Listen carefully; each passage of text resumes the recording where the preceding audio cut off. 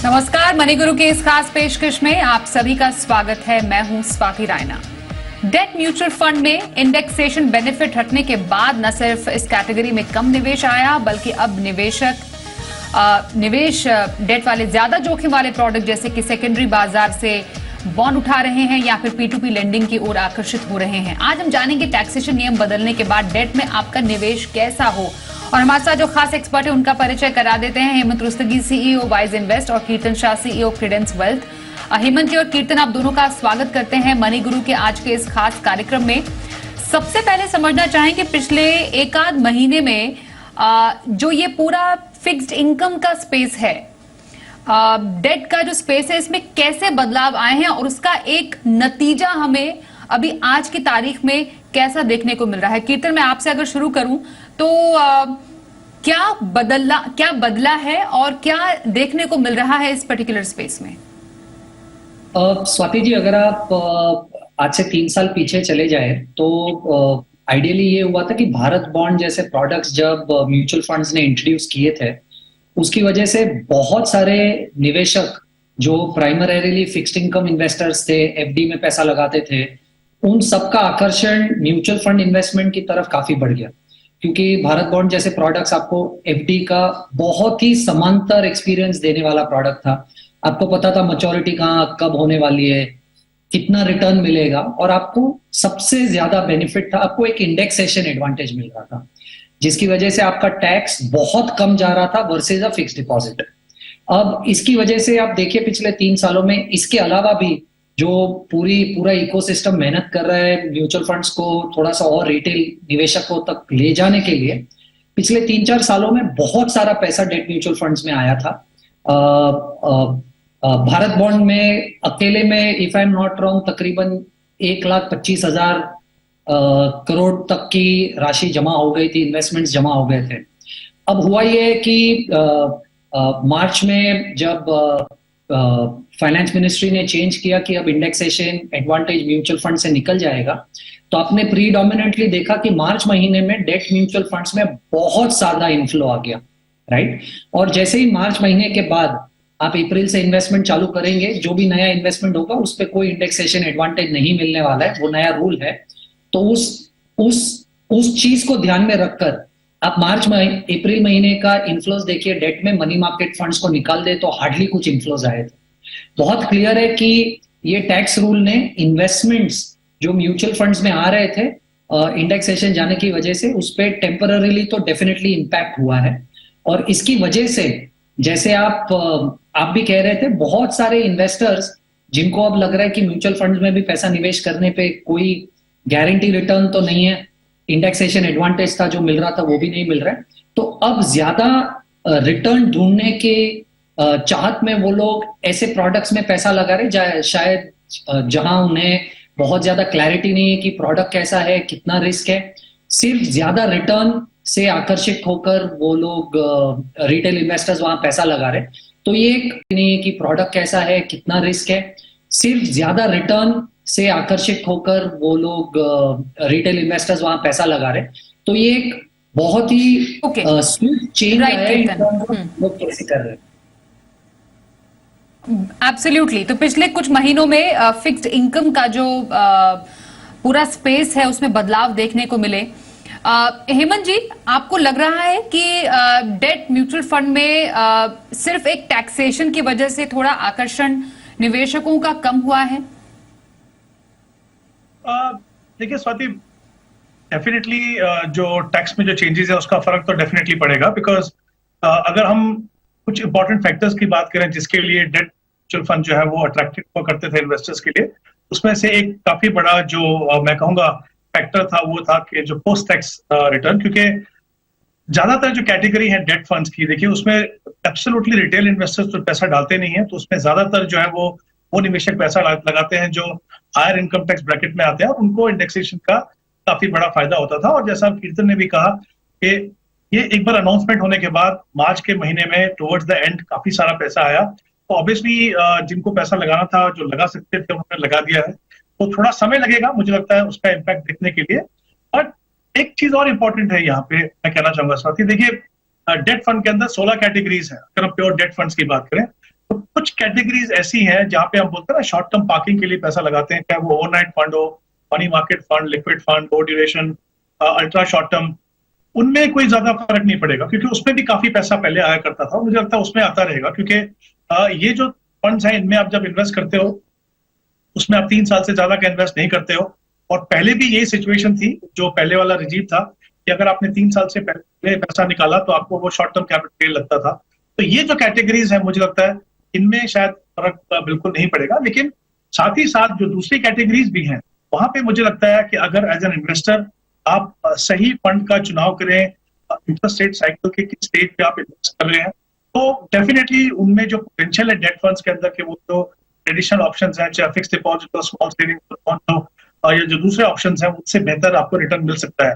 तो ये बात सही है कि एक वो जो मेजर फैक्टर था, अट्रैक्शन था, वो निकल गया है, बट मुझे लगता है थोड़ा समय लगेगा इन्वेस्टर्स पर रियलाइज के लिए। जैसे हम अपनी इंटरेस्ट रेट की बात करें तो हम पीक पे हैं, हमने देखा कि आरबीआई ने ऑलरेडी पॉज किया है, आगे जाके आप इंटरेस्ट रेट कट देखेंगे तो डेफिनेटली यहाँ पे अपॉर्चुनिटीज तो आपको आप जैसा मिलेंगी। बता रहे हैं और कीर्तन ने भी जैसा बताया हेमंत जी कि एक टेम्पररी इम्पैक्ट हमें debt investment, debt mutual fund investment में देखने को मिला है इस बड़े डिसीजन के बाद, जो कि टैक्सेशन से जुड़ा हुआ है।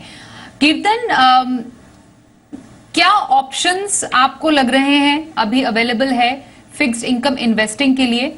फिर मैं उस पर आऊंगी जिस पर आपने कहा था कि रिस्की प्रोडक्ट्स की तरफ लोगों का रुझान बढ़ा है, स्पेशली थोड़ा सा ज्यादा रिटर्न लेने के लिए। पर सबसे पहले वो ऑप्शंस कौन से हो सकते हैं रिटेल इन्वेस्टर्स के लिए अभी भी फिक्स्ड इनकम में, जो आपकी नजर में अच्छे हैं? स्वाति जी देखिए, अभी भी मुझे ऐसा लग रहा है कि डेट म्यूचुअल फंड उनके लिए सबसे बेहतर विकल्प है निवेश करने के लिए डेट में भी। बहुत सारे रीजंस है, उस पर थोड़ी देर में चर्चा कर सकते हैं। पर एक डेट म्यूचुअल फंड है जिसमें हेमंत जी ने भी कहा 16 कैटेगरीज है। मैं ओवरनाइट पैसा रखने से, वीकेंड के लिए पैसा पार्क करने से लेकर 10 साल तक की इन्वेस्टमेंट करने के लिए हर कैटेगरी का एक मेरे पास प्रोडक्ट है। जो एक एग्जिस्टिंगली पॉपुलर बहुत ही डेट इन्वेस्टमेंट ऑप्शन है वो एनसीडीज, जैसे आपके पास बजाज फाइनेंस की एनसीडीज हो गई, एचडीएफसी लिमिटेड की एनसीडीज होगी। ऐसी जो एनसीडीज है जिनमें निवेशक काफी समय से ऐसे भी पैसा लगा रहे हैं, वो थोड़ी सी और इंटरेस्टिंग लगने लगेगी, क्योंकि अब तो टैक्स समान हो गया है, आप कहीं पर भी पैसा इन्वेस्ट कीजिए। तो जहां पर क्लैरिटी है कि मैच्योरिटी पे कितना पैसा मिलेगा और ज्यादा रिटर्न मिलेगा, शायद उसकी तरफ लोगों का इंटरेस्ट बढ़ जाएगा। आप नॉर्मल जो फिक्स डिपॉजिट करते हैं वो फिक्स डिपॉजिट तो एवरग्रीन ऑप्शन है ही। पोस्ट ऑफिस के प्रोडक्ट्स है जिनमें लोग पैसा लगा रहे हैं, और लेटली हमने देखा कि कुछ प्रोडक्ट्स में पोस्ट ऑफिस के इंटरेस्ट रेट्स बढ़ाए गए हैं जो थोड़े से ल्यूक्रेटिव है। और मुझे ऐसा लग रहा है कि अगर मैं सिर्फ सोशल मीडिया पे जो डिस्कशंस हो रहे हैं और मैं जिन यंग रिटेल निवेशक के साथ उठता बैठता हूँ, बातें करता हूँ, मुझे ऐसा लग रहा है बहुत सारा पैसा डायरेक्ट बॉन्ड्स, P2P लेंडिंग और एनसीडीज जैसे प्रोडक्ट्स में जा रहा है फिक्स्ड इनकम।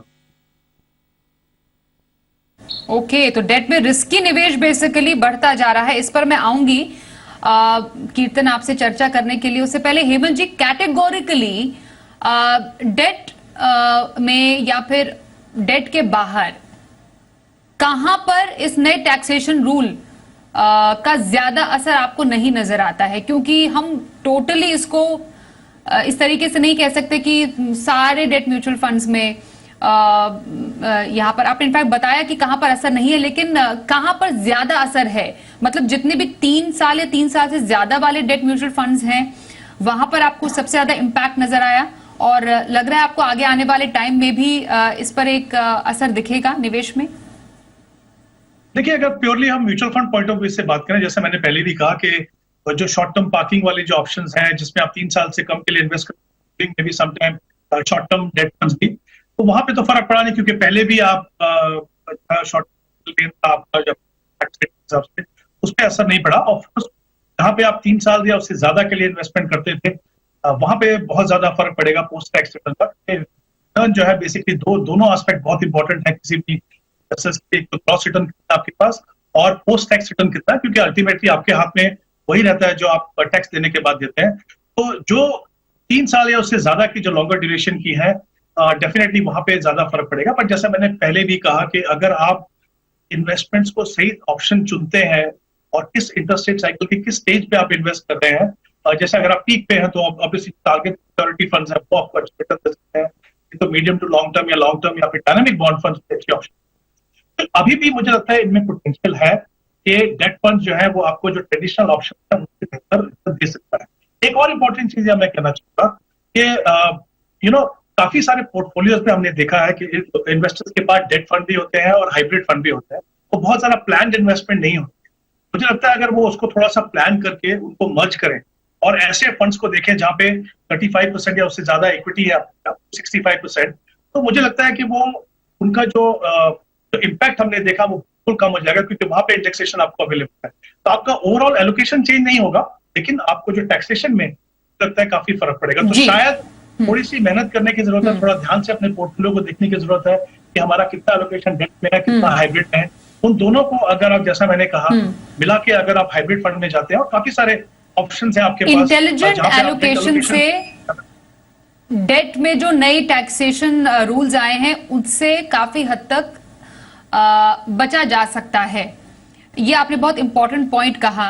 अब उस पॉइंट पे मैं वापस आना चाहती हूं कीर्तन, जो आपने कहा था कि लोग अब थोड़ा रिस्कियर डेट ऑप्शंस में इन्वेस्ट कर रहे हैं, जिसमें आपने सेकेंडरी मार्केट बॉन्ड्स और P2P लेंडिंग की बात की। मैं थोड़ा चाहती हूं कि आप इसको इलैबोरेट करें कि आखिरकार क्यों रिस्की है ये, और जब इन दोनों ऑप्शंस की बात आती है तो कैसे यहां पर कैसे ये डेट निवेश का विकल्प बन रहा है, कैसे ये ट्रेंड, और क्यों ये ट्रेंड बता रहे हैं कि लोग इन विकल्पों में ज्यादा निवेश करना चाहते हैं या कर रहे हैं।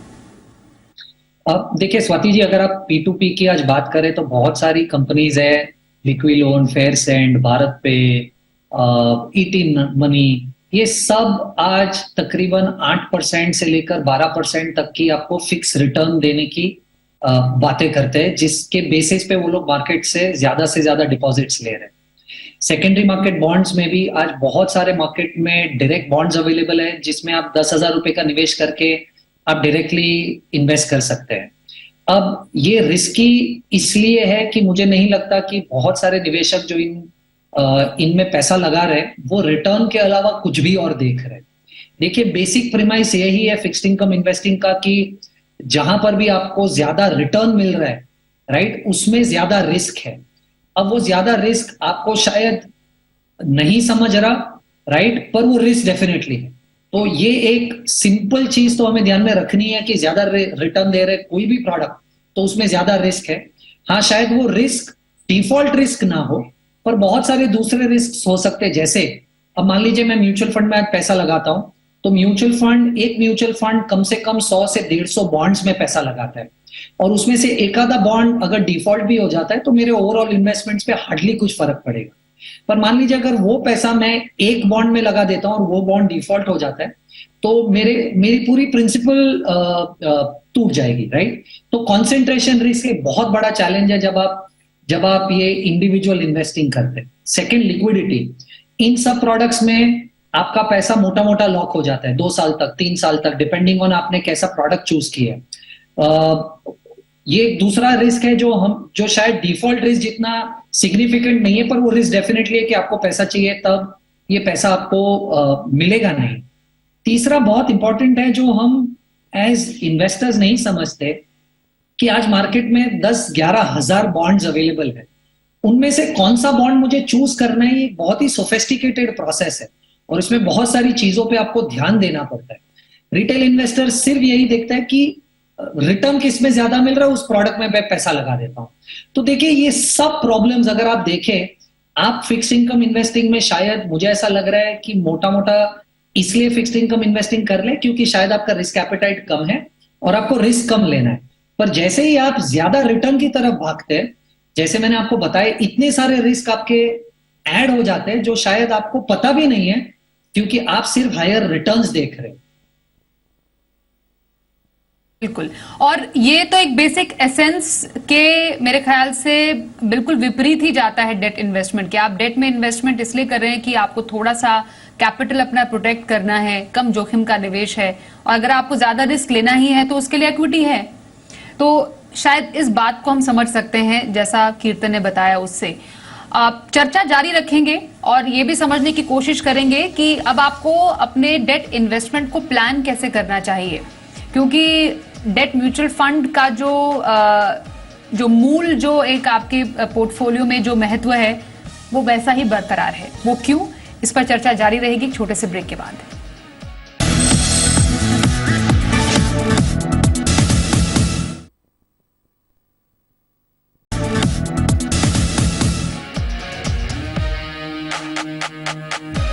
तो डेट में निवेश स्ट्रैटेजी पर हम खास चर्चा कर रहे हैं। हमारे साथ हेमंत रुस्तगी और कीर्तन शाह हैं।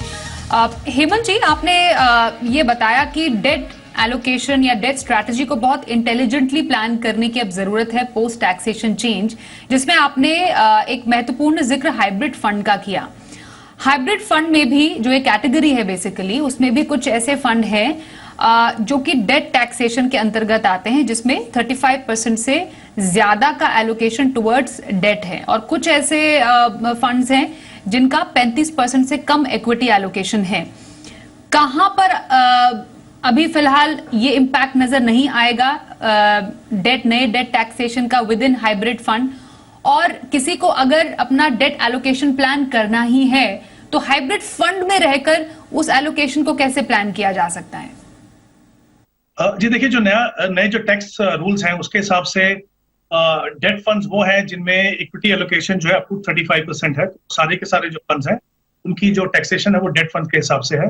फिर दूसरी कैटेगरी है जहाँ पे इक्विटी एक्सपोजर 35% से 65% है, जहाँ पे आपको जैसे पहले आपको डेट फंड में इंडेक्सेशन बेनिफिट मिलता था वही बेनिफिट आपको मिलता है। ऑफकोर्स 65% और ऊपर, चाहे वो एग्रेसिव हाइब्रिड हो या इक्विटी फंड्स हो, वहां पे इक्विटी टैक्सेशन आता है। तो जैसा मैं पहले कह रहा था कि देखिए, डेट काफी इंपॉर्टेंट है हमारे पोर्टफोलियो के लिए, स्पेशली उस पार्ट के लिए जहां हम बहुत ज्यादा रिस्क लेना नहीं चाहते। लेकिन हमारी कोशिश ये होती है कि हम ऐसी इन्वेस्टमेंट ऑप्शन को चुनें तो वेल डाइवर्सिफाइड हो, जहां पे हमें थोड़ा बेहतर मिलता है, बहुत ज्यादा उसके अटेंडेंट रिस्क बहुत ज्यादा ना हो।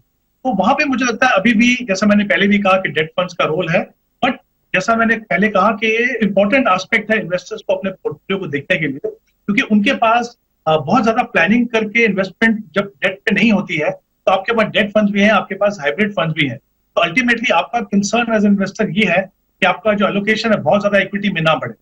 मेरा ये कहना है कि आप अगर उस पार्ट को अपने पोर्टफोलियो को थोड़ा सा ध्यान से देखें तो आप पाएंगे कि मान लीजिए आपको ऑलरेडी आपके 35-40% का इक्विटी एक्सपोजर है, उन दोनों को मिला के, मैं इक्विटी की बात नहीं कर रहा हूँ, सिर्फ डेट और हाइब्रिड की। तो डेफिनेटली जब आप रिस्क ले ही रहे हो तो आपके पास ऑप्शंस है, जैसे इक्विटी सेविंग फंड है या सिर्फ जो बैलेंस हाइब्रिड फंड्स हैं जिनकी टैक्सेशन में आपको इंडेक्सेशन का बेनिफिट मिलता है। तो देखिए, आप बहुत ज्यादा रिस्क भी नहीं ले रहे हैं वहां पे, लेकिन साथ ही जो इंडेक्सेशन बेनिफिट आपको पहले मिलता था और शायद आज एक पार्ट पे नहीं मिलता है क्योंकि वो आप प्योर डेट फंड्स में है, उसको अगर थोड़ा सा आप प्लान करें, थोड़ा सा ध्यान से देखें, तो डेफिनेटली वो जो कंसर्न है इन्वेस्टर्स का कि मेरा इंडेक्सेशन बेनिफिट चला गया, वो मुझे लगता है काफी हद तक उसको टैकल कर पाएंगे और रिटर्न्स भागने के लिए आपको बहुत ज्यादा रिस्क भी नहीं लेना। तो मुझे लगता है थोड़ा सा अगर ये मर्ज करें डेट पोर्शन को, स्पेशली जो लॉन्गर ड्यूरेशन 3-5 साल के लिए डालते हैं, उतने ही पार्ट समय के लिए आप कई बार हाइब्रिड फंड में भी डालते हैं, उन दोनों को अगर मर्ज करें तो मुझे लगता है वो एक अच्छी स्ट्रेटेजी हो सकती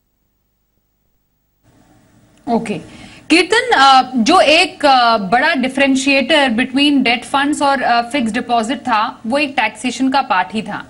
अब डेट म्यूचुअल फंड और फिक्स डिपॉजिट एट पार आ गए हैं। फिक्स डिपॉजिट्स के बहुत आकर्षक ब्याज भी लोगों को मिल रहे हैं, तो लोग वो ये सोचना चाह रहे हैं और ये समझना चाह रहे हैं कि एफडी में ही क्यों पैसा ना डाला जाए, डेट म्यूचुअल फंड में क्या फायदा। तो क्या आपका तर्क होगा? देखिए, मुझे आज भी ऐसा लग रहा है कि कोई भी सोफिस्टिकेटेड इन्वेस्टर आज भी डेट म्यूचुअल फंड चूज करेगा एक फिक्स डिपॉजिट के सामने, और इसके बहुत सारे रीजंस हैं। सबसे पहले तो जब आप एफडी में पैसा डालते हो तो आप एक ही एंटिटी को पूरा पैसा दे देते हो, राइट? तो वहां पर आपको बहुत ज्यादा कॉन्सेंट्रेशन रिस्क है। ये नहीं कह रहा हूं कि वो डिफॉल्ट हो जाएगा, पर हमने बहुत सारे प्रॉब्लम्स देखे पिछले कुछ सालों में कि इवन बड़ी बड़ी एंटिटीज में पैसा रोकने पे लोगों को काफी तकलीफें होगी। म्यूचुअल फंड्स में उसके विपरीत, आप एक फंड में जब पैसा लगाते हो 100-150 बॉन्ड्स में पैसा लगता है, तो एक अच्छा सा डाइवर्सिफाइड पोर्टफोलियो बन जाता है और वो आप 5,000 जितनी कम रकम डालकर भी ले सकते हैं।